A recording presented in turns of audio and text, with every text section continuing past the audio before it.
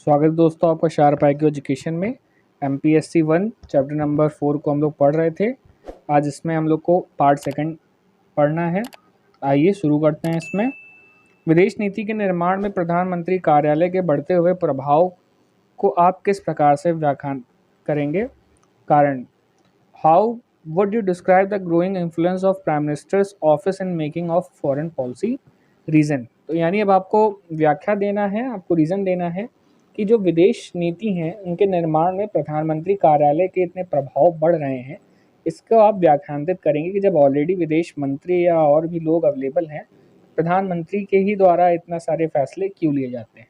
तो आइए समझते हैं इसको। भारत में स्वतंत्रता के बाद संसदात्मक लोकतंत्र प्रणाली अपनाई गई। इस प्रकार की लोकतांत्रिक प्रणाली के अंतर्गत प्रधानमंत्री की भूमिका महत्वपूर्ण होती है, क्योंकि एक तरफ वह संसद के बहुमत दल का नेता होता है तो दूसरी तरफ वह कार्यपालिका का वास्तविक प्रधान होता है। इसी प्रधानमंत्री का कार्यालय विदेशिक नीति के निर्माण, निर्णय और संचालन में महत्वपूर्ण भूमिका निभाता है। यह बात भी निश्चित है कि इन सारे कार्यों का संपादन प्रधानमंत्री कार्यालय स्वयं अकेले ही नहीं कर लेते हैं। तो कहने का मतलब ये है कि जो प्रधानमंत्री होता है वह बहुमत दल का नेता होता है और जो वास्तविक कार्यपालिका होता है उसका प्रधान भी होता है। तो इसी कारण एक बहुत ही मेन बॉडी होता है प्रधानमंत्री। आइए इसी में आगे समझते हैं कि यह निश्चित है कि सारे कार्यों का संपादन प्रधानमंत्री कार्यालय अकेले ही नहीं कर लेता है। इसके लिए अलग अलग कैबिनेट बनाए गए हैं और अलग अलग जो भी विषय हैं उनको बांटा गया है। सामान्यतः वैसे ही मामले प्रधानमंत्री के कार्यालय में महत्वपूर्ण रूप से निपटाए जाते हैं जिनका संबंध भारत की सुरक्षा, विदेशिक नीति के लक्ष्यों, भारत के आर्थिक विकास आदि से होता है।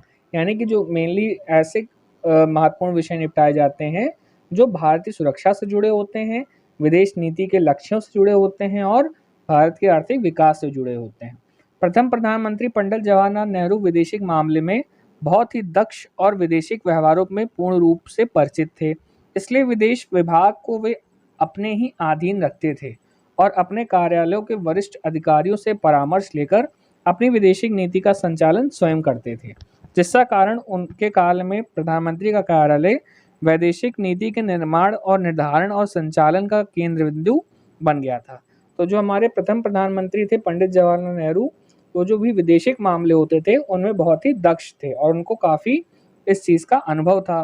तो इसी का उन्होंने पूरा फ़ायदा उठाकर जो विदेशिक नीति है इसका वो खुद ही संचालन करते थे और अपने वरिष्ठ अधिकारियों से वह परामर्श भी इस संबंध में लेते रहते थे।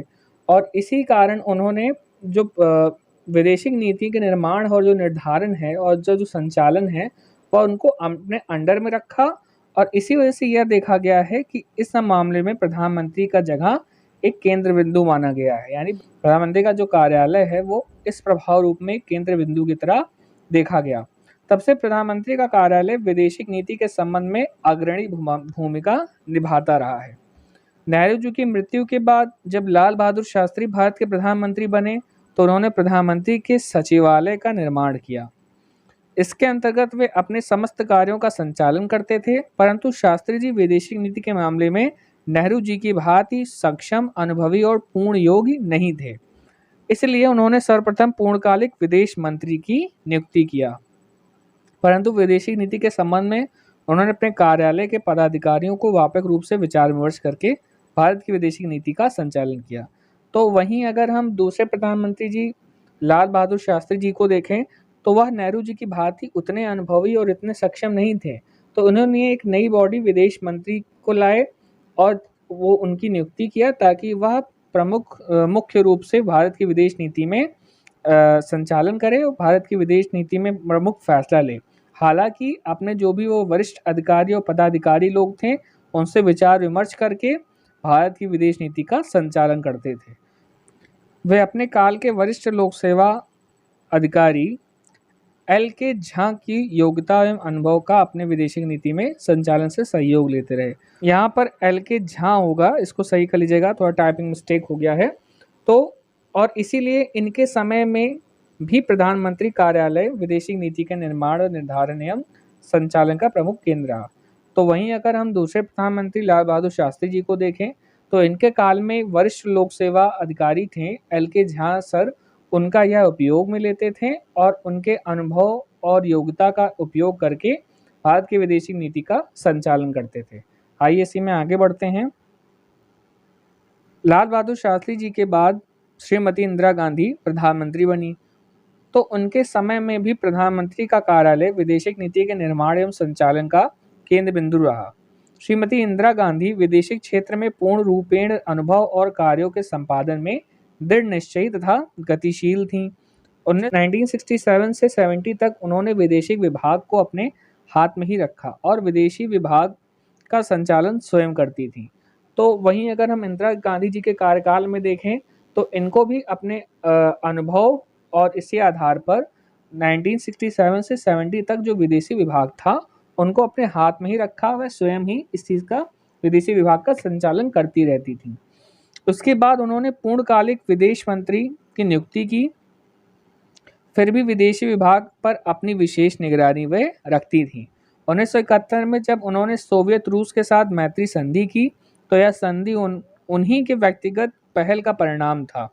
1971 में बांग्लादेश की उत्पत्ति के लिए जब पाकिस्तान के साथ युद्ध हुआ तो उस युद्ध के विषय में विदेशी महाशक्ति से बातचीत, युद्ध की योजना और सैनिक कार्यवाही आदि के संबंध में उन्होंने अपनी व्यक्तिगत निर्णय भी लिया और उसी के आधार पर विदेश की नीति का संचालन किया। यानी जितने भी मेन फैक्टर आते हैं, जहाँ मेन चीज़ फैसला लेना था, वहाँ इंदिरा गांधी जी ने अपनी योग्यता और अपने अनुभव का परिचय देते हुए इन सभी मामलों में विदेशी नीति का संचालन किया और बहुत ही अहम फैसले उन्होंने लिए, जैसे कि सोवियत रूस के साथ संधि करनी हुई या 1971 में जो भी युद्ध के बारे में फैसले लेने हुए, उन्होंने इस चीज़ में अपना योगदान दिया। युद्ध के बाद शिमला समझौते में भी श्रीमती गांधी के व्यक्तिगत विवेक और अनुभव का महत्वपूर्ण योगदान रहा, क्योंकि समझौते से संबंधित बातचीत और समझौते के प्रारूप का निर्माण श्रीमती गांधी के संकेत के आधार पर ही किया गया था। यानी जब वॉर खत्म हुआ तो जो शिमला समझौता हुआ, उस समझौते में भी जो फैसले या जो भी समझौते किए गए वो श्रीमती इंदिरा गांधी जी के संकेत द्वारा या संकेत के आधार पर ही किए गए थे। वे अपने प्रधानमंत्रित्व काल में अपने सचिवालय के प्रमुख अधिकारी पीएन हस्कर, डीपी धर होगा, यहाँ पर डीपी धर होगा, इसको आप करेक्ट कर लीजिएगा, इनके विचार विमर्श करती रहती थी क्योंकि यह लोग उनके विश्वसनीय व्यक्ति थे। तो जब प्रधानमंत्रित्व काल इनका था तो इनके सचिवालय के जो प्रमुख अधिकारी थे एनपी हक्सर और डीपी धर, इनसे यह विचार विमर्श लेते रहते थे क्योंकि यह इनके एक विश्वसनीय और खास व्यक्ति थे। इन गतिविधियों से स्पष्ट होता है कि प्रधानमंत्री का कार्यालय श्रीमती गांधी के समय में भी विदेशिक नीति के संचालन का केंद्र स्थल रहा है। तो आप यहाँ से समझ गए होंगे कि जो भी विदेश मंत्री का जो भी मैटर रहा है, जो भी उससे रिलेटेड जो भी फैसले रहे हैं, ये प्रधानमंत्री कार्यालय से डायरेक्ट कांटेक्ट में रहा है, ये प्रधानमंत्री कार्यालय से कितना जुड़ा रहा है। श्रीमती गांधी की मृत्यु के बाद राजीव गांधी, वीपी सिंह और नरसिम्हा राव के समय में भी प्रधानमंत्री कार्यालय विदेशिक नीति के निर्माण एवं संचालन में महत्वपूर्ण भूमिका देता रहा है। यहाँ महत्वपूर्ण भूमिका देता रहा है कट गया है, उसको आप लिख लीजिएगा। सभी प्रधानमंत्री के समय में भी जो विदेश नीति के निर्माण और संचालन में जो प्रधानमंत्री कार्यालय रहा है वह बहुत ही महत्वपूर्ण भूमिका निभाता रहा है। आइए इसमें आगे बढ़ते हैं, आगे की सरकार के समझते हैं। सिंघा राव के बाद केंद्र में अटल बिहारी वाजपेयी जी आए, प्रधानमंत्री बने, तो उनके समय में प्रधानमंत्री के प्रधान सचिव ब्रजेश मिश्र का भूमिका विदेशी नीति के संदर्भ में महत्वपूर्ण रहा और प्रधानमंत्री का कार्यालय भी विदेशी नीति के संचालन में महत्वपूर्ण स्थल रहा है। प्रधानमंत्री कार्यालय के अंतर्गत एक मुख्य सचिव, अनेकों संयुक्त सचिव तथा उप सचिव आदि होते हैं। इन लोगों के अतिरिक्त अन्य पदाधिकारी भी होते हैं जो विविध कार्यों के संपादन अलग अलग रूप में करते हैं। हमने पिछले वाले लेक्चर में देखा था, आपने इन सभी स्ट्रक्चर को बहुत ध्यान समझा था कि किस प्रकार से अलग अलग बॉडी जो होते हैं, लोग जुड़े होते हैं विदेश मंत्रालय से, उससे किस तरह फैसले लिए जाते हैं। आप सब इस चीज़ को पिछले लेक्चर में समझ चुके हैं। ऊपर वर्णित तथ्यों से यह स्पष्ट होता है कि भारतीय संसाधनात्मक लोकतंत्र व्यवस्था के अंतर्गत प्रधानमंत्री कार्यालय वास्तविक कार्यपालिका के रूप में आंतरिक और विदेशी नीति के संचालन का हृदय स्थल होता है। इसलिए विदेशी नीति के संचालन में प्रधानमंत्री कार्यालय की महत्वपूर्ण भूमिका और व्यवहारिक भूमिका होती है। तो आप इस लेक्चर में समझें कि अलग अलग समय में अलग अलग प्रधानमंत्रित्व काल में किस तरह से जो विदेश नीतियाँ होती हैं वह प्रधानमंत्री द्वारा ली जाती हैं, और कितना यह महत्व रखता है कि जो भी विदेश नीति होती है वो डायरेक्ट प्रधानमंत्री जो कार्यालय होता है इससे जुड़ी होती हैं, और विदेश नीति पर इस प्रधानमंत्री का बहुत ही ज़्यादा प्रभाव पड़ता है। तो आई होप इसको आप समझ गए होंगे। आइए आगे बढ़ते हैं। विदेश नीति के निर्माण में संसद की भूमिका की चर्चा कीजिए। विदेश नीति के निर्माण में संसद की भूमिका को बढ़ाने में संसदीय समिति किस प्रकार से सहायता करती है? Discuss the role of parliament in the formulation of foreign policy. How do the parliamentary committees help in enhancing the role of parliament in foreign policy making? तो हमको दो चीज़ की चर्चा करनी है, एक संसद की भूमिका और एक संसदीय समिति की भूमिका। इन दोनों के बारे में हम लोग को चर्चा करना है, बारी बारी आइए समझते हैं इसको। भारतीय संविधान के अंतर्गत विदेशी नीति, युद्ध और शांति, संयुक्त राष्ट्र संघ, दैत्य संबंध, अंतर्राष्ट्रीय वाणिज्य और व्यापार, नागरिकता का देशीकरण आदि केंद्रीय सूची के विषय में है। केंद्रीय सूची के विषय होने के कारण इन सभी विषयों पर विधायन का अधिकार संसद को पूर्ण रूप से प्राप्त है। विधायन यानी कि विधायिका, जो विधायिका होती है वह संसद की इन सभी विषयों पर कानून बनाने का इसका विधायिका का हक होता है। आइए आगे समझते हैं। इसलिए संसद विदेशी नीति के निर्धारण एवं संचालन में महत्वपूर्ण भूमिका निभाता है और विदेशी नीति को प्रभावित भी करता है। संसद का वित्त पर पूरा अधिकार प्राप्त होता है, यानी कि जो भी पैसे का मामला होता है और जो पैसे से रिलेटेड जो भी चीज़ होती है संसद के पास का पूरा अधिकार होता है कि कहाँ कितना व्यय करना है। इसलिए वित्त पर नियंत्रण करके भी वैदेशिक नीति को प्रभावित करने में उसका महत्वपूर्ण योगदान रहता है। यानी कि हम रक्षा बजट को अगर हम ज़्यादा खर्च कर सकते हैं या कम खर्च कर सकते हैं, या भी कोई भी विदेशी मामले में व्यय के आधार पर भी वह संसद विदेशी नीति को तय कर सकती है। हम विदेशी नीति के संदर्भ में संसद की भूमिका का निम्नलिखित रूप से वर्णन कर सकते हैं। पहला है, प्रधानमंत्री जवाहरलाल नेहरू के समय में भी संसद विदेशी नीति के संदर्भ में महत्वपूर्ण भूमिका निभाती थी। चीन के साथ संबंध में खटास आने के कारण जवाहरलाल नेहरू चाहते थे कि चीन रेडियो द्वारा भारत की विरोधी प्रचार का सामना करने के लिए अमेरिकी वॉइस ऑफ अमेरिका के समान भारतीय आकाशवाणी में भी शक्तिशाली ट्रांसमीटर लगाए जाएं, ताकि चीनी दुष्प्रचार के नियंत्रण किया जा सके। यानी कि जब चीनी के साथ जब युद्ध का समय था उस दौरान चीन के संबंध में खटास आने के कारण जवाहरलाल नेहरू चाहते थे, क्योंकि क्या हो रहा था कि जो चीनी रेडियो है वो भारत विरोधी प्रचार कर रहा था, तो उसी का सामना करने के लिए जैसे अमेरिकी वॉइस ऑफ अमेरिका में एक हैवी ट्रांसमीटर लगे थे, वैसे नेहरू जी चाहते थे कि भारतीय आकाशवाणी में भी एक अच्छे ट्रांसमीटर लगाए जाए ताकि आवाज़ दूर दूर तक हमारी पहुँचे। तो इसी के वजह से यह ट्रांसमीटर लगाना चाहते थे ताकि वह चीनी दुष्प्रचार का सामना कर पाए।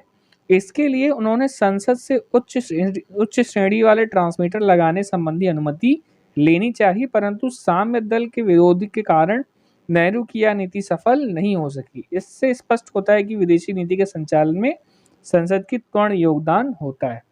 तो उस वक्त साम्यवादी दल यानी कम्युनिस्ट पार्टी इंडिया में थी, यानी इंडियन कम्युनिस्ट पार्टी थी। इसके विरोध के कारण नेहरू जी इसमें सफल नहीं हो पाए। तो किस तरह से संसद का महत्व होता है या इसकी भूमिका होती है भारत की विदेश नीति को तय करने में, आपने समझा होगा। आइए आगे समझते हैं। आइए सेकंड देखते हैं। 1959 से 60 में चीन से भारत को सुरक्षा संबंधी खतरा था, फिर भी संसद ने कृष्ण मेनन के रक्षा बजट में 25 करोड़ रुपए की कटौती कर दी और मैंने चुपचाप देखते रहे। यानी जो मेनन जी थे उस वक्त जो रक्षा मंत्री थे, उनके जो बजट है रक्षा बजट में उसमें 25 करोड़ की कटौती कर दी, लेकिन मेनन कहीं ना कहीं आगाह करते थे संसद को कि कल को हमले हो सकते हैं, लेकिन इसके बावजूद कटौती हो गई और मैंने चुपचाप देखते रह गए। परिणाम ये हुआ कि भारत को 1962 में युद्ध की हार का सामना करना पड़ा। आइए तीसरा पॉइंट देखते हैं। 1962 में चीन से भारत की हार के कारण संसद में कृष्ण मेनन को रक्षा मंत्री के पद से हटाने की मांग के कारण विवश होकर नेहरू को उसका मानना पड़ा और मेनन को रक्षा मंत्री के पद से हटाना पड़ा। यानी कि जब भारत ने 1962 की लड़ाई में जब हार का सामना किया था तो संसद में मेनन जी जो उस वक्त रक्षा मंत्री थे उनको हटाने की मांग होने लगी। और नेहरू जी को विवश होकर इस बात को मानना ही पड़ा। आइए चौथा समझते हैं। श्रीमती गांधी के प्रतिनिधित्व काल में 9 अगस्त 1971 को रूस के साथ शांति संधि मैत्री हुई, परंतु इसके संबंध में संसद को मात्र घंटे भर पूर्व सूचना दी गई थी। फिर भी संसद में कोई भी हंगामा नहीं हुआ, क्योंकि संसद में श्रीमती गांधी का बहुमत था और संसद इंदिरा गांधी की विदेशी नीति के पूर्ण रूप से संतुष्ट थी और उसने संधि को पूर्ण स्वीकृति प्रदान कर दी है कि उस वक्त जब इंदिरा गांधी जी के सर जो सोवियत रूस था उसके बीच जब शांति संबंध हो रहे थे, तो संसद को इसकी सूचना घंटे भर पहले ही दी गई थी, लेकिन इसके बावजूद संसद में कोई भी हंगामा नहीं हुआ, क्योंकि संसद में सब लोग जो इंदिरा गांधी जी की विदेश नीति के मामले में जो उनकी समझ है उससे वे सभी संतुष्ट थे। आइए पांचवा समझते हैं। संसद किसी भी प्रकार की संधि का अनुमोदन करती है और इस पर व्यापक रूप से विचार विमर्श करती है। यानी कोई भी विदेश से कोई भी संधि होती है तो संसद इस पर पूर्ण रूप से विचार विमर्श करती है और उस पर अपना फैसले भी सुनाती है। आइए आगे बढ़ते हैं। चंद्रशेखर के प्रतिनिधित्व काल में अमेरिकी वायुसेना के विमान को मुंबई में ईंधन भरने देने के विषय पर संसद में व्यापक रूप से हंगामा हुआ और इसी कारण कांग्रेस के समर्थन वापस लेने से प्रधानमंत्री चंद्रशेखर जी को त्यागपत्र देना पड़ा। तो आई होप इतना आपको समझ में आ गया होगा। ये एनडीए के शासनकाल में इराक में अमेरिकी सैन्य कार्यवाही के विरोध में जब संसद ने निंदा प्रस्ताव पारित किया तो संसद ने कंडेम शब्द का बदले निंदा शब्द का प्रयोग किया। संसद विदेशी मामले में व्यापक रूप से विचार विमर्श करती है। विचार विमर्श तथा वाद विवाद के क्रम में ही विदेशी नीति पर विभिन्न प्रकार के प्रस्तावों को रखकर विदेशी संबंधों को प्रभावित करती है। 1987 से 88 में जब रक्षा बजट पर 12,512 करोड़ का प्रस्ताव संसद में रखा गया तो रक्षा बजट में इतनी वृद्धि के कारण भी संसद के सदस्यों ने विरोध नहीं किया। यानी जब 1987 से 88 के बीच जब रक्षा बजट बढ़ाया गया तब भी उस वक्त कोई भी हंगामा नहीं हुआ, ताकि वहां पर जो संसद थी वह समझ रही थी कि अब रक्षा बजट में बढ़ाना चाहिए, जिससे भारत को सुरक्षा मुहैया होगी। आइए आगे समझते हैं अब हम लोग। इस तरह ऊपर वर्णित तथ्यों से स्पष्ट होता है कि संसद की विदेशी नीति में व्यापक रूप से प्रभाव पड़ता है। अब हम लोग जो संसदीय समितियां हैं इसको देखेंगे कि इनका क्या प्रभाव पड़ता है विदेशी नीतियों पर। तो भारत के संसद में एक परामर्शदात्री समिति होती है जो विदेशी संबंधों की स्थापना और संचालन के संबंध में व्यापक रूप से विचार विमर्श करके सरकार को सहयोग देती है। यानी संसद में एक कमेटी फॉर्म होती है जिसके अंतर्गत बड़े बड़े विशेषज्ञ होते हैं जो अलग अलग रक्षा बजट से अच्छा अलग अलग विभाग को संचालित कर रहे होते हैं। इनकी कमेटी द्वारा ही विदेश नीति के संबंध में कोई भी विचार विमर्श तय किया जाता है। दरअसल इन कमेटी को रिपोर्ट सौंपनी होती है सरकार को, उसके बारे में एनालिसिस करके उस टॉपिक के बारे में, तभी संसद उसके आधार पर फैसला लेती है। आइए दूसरा देखते हैं। 1971 में जब भारत रूस के बीच मैत्री संधि हुई तो संसद की परामर्शदात्री समिति ने विशेष रूप से चर्चा नहीं की और इसे बिना किसी हिचक के स्वीकार कर लिया। आइए आगे बढ़ते हैं। 2 जुलाई 1972 को जब शिमला समझौता हुआ तो संसदीय परामर्शदात्री समिति के अंतर्गत इसे नहीं रखा गया, फिर भी संसदीय समिति ने भावना के अनुकूल इसको स्वीकार किया। 1976 से 77 में भारत के अटल बिहारी वाजपेयी के नेतृत्व में आकलन समिति ने विदेश में स्थित दूतावास के कार्यप्रणालियों की जांच की। 1970 से 80 के दशक में विभिन्न विद्वानों ने भारतीय विदेश नीति के रक्षा संबंधी मामलों पर विचार करने के लिए स्थायी समिति का निर्माण पर बल दिया। विदेशी नीति की समीक्षा करने और उससे संबंधित खामियों को उजागर करने का काम संसदीय विभिन्न समितियां करती हैं और 1995 में संसद की रक्षा संबंधी समितियों ने चीन के साथ मधुर संबंध स्थापित करने के संदर्भ में कहा था कि लंबे समय के बावजूद भी चीन को भारत की महत्वपूर्ण चुनौती के रूप में स्वीकार किया जा सकता है। तो आपने देखा कि किस प्रकार से जो संसदीय समितियां होती हैं उनका भी व्यापक रूप से विदेशी नीति में प्रभाव पड़ता है। अलग अलग सरकार के तरफ में अगर वह एक्सेप्ट करती हैं तो उस चीज़ को एक्सेप्ट किया जाता है, अगर वह विरोध कर देती हैं तो उस फैसले को नहीं लिया जाता है। तो आपने इन दोनों को समझा होगा। आइए इसको कंप्लीट करते हैं कि भारत की संसद में विभिन्न समितियों के अंतर्गत सेना, रक्षा और विदेशी नीति संबंधी विशेषज्ञ होते हैं जो संसद और सरकार के विदेशी संबंधों के निर्माण एवं संचालन से संबंधित सरकार की रिपोर्ट की जांच करके सरकार को व्यापक रूप से परामर्श देते हैं और विदेशी नीति को व्यापक रूप से प्रभावित करते हैं। तो जैसे मैंने आपको पहले ही बताया, इसके अंतर्गत विभिन्न जो चीज़ें जैसे सेना, रक्षा और विदेशी नीति होती है, इनके संबंध में विशेषज्ञ होते हैं। यह सभी आपस में निर्णय लेते हैं और उसकी जांच करते हैं उस विषय पर, और उस विषय की जांच के बाद वह अपनी रिपोर्ट सरकार को सौंपते हैं और उसी आधार पर संसद फैसला लेती है। तो आपने समझा होगा खास तौर पे संसद और समितियां, इन दोनों का किस प्रकार से प्रभाव पड़ता है। आज के लेक्चर में इतना ही। अगर आपको पसंद आता है तो हमारे चैनल को सब्सक्राइब करें, लाइक करें, शेयर करें और कमेंट में ज़रूर अपनी राय दें। मिलते हैं अगले लेक्चर में। शुभ दिन, धन्यवाद।